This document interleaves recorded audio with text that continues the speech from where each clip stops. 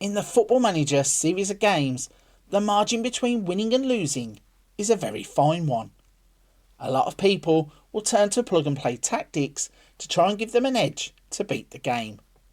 Well, in today's Football Manager 2024 video, I'm going to be showing you one of my very own tactic creations, and I truly believe it could be one of the very best tactics I have ever created.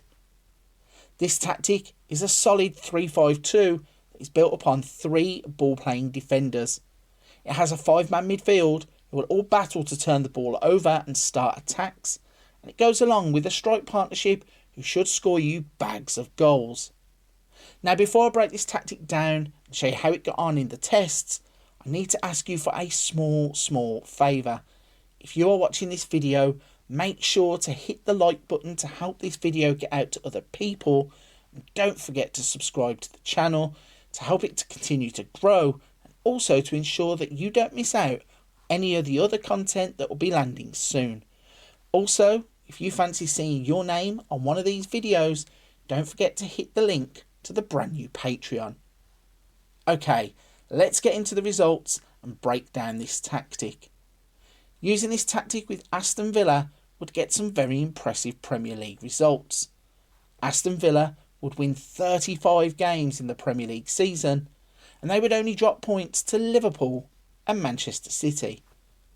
In the FA Cup, they would start off with wins against Hull and Preston before they would be knocked out in the 5th round against Manchester City. In the Carabao Cup, they would suffer a similar fate. Having won in the 3rd round against Derby, they would once again be knocked out by Manchester City. In the Europa Conference League, Villa would go on a march to the final.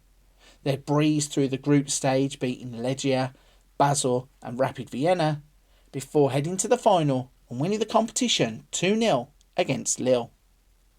That would mean that Aston Villa would win a Premier League and Europa Conference League double in the first season and achieve a 93% win rate in the Premier League.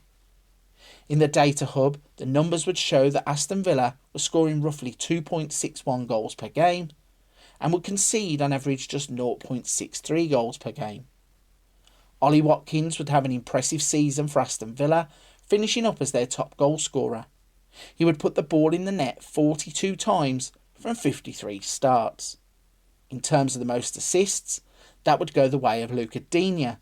Playing as a left-back mainly, he would contribute 25 assists to his teammates. Ollie Watkins would go on to have the highest average rating for Aston Villa across the season.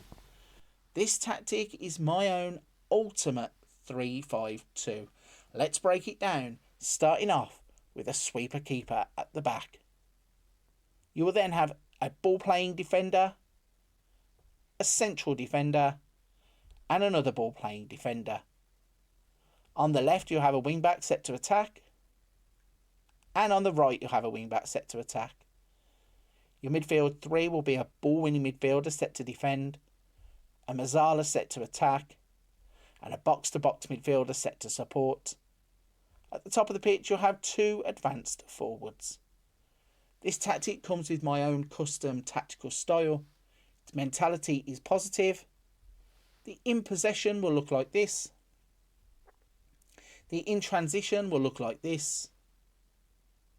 And the out of possession will look like this. So that's the tactic, a breakdown and a run through with some results with Aston Villa. And the big thing is, if you want to have a go with this tactic, there will be a link to the tactic in the description down below. And once again, if you're going to download the tactic and have a go, please drop a like on the video and hit the subscribe button so you don't miss out on any of the other content coming in the future.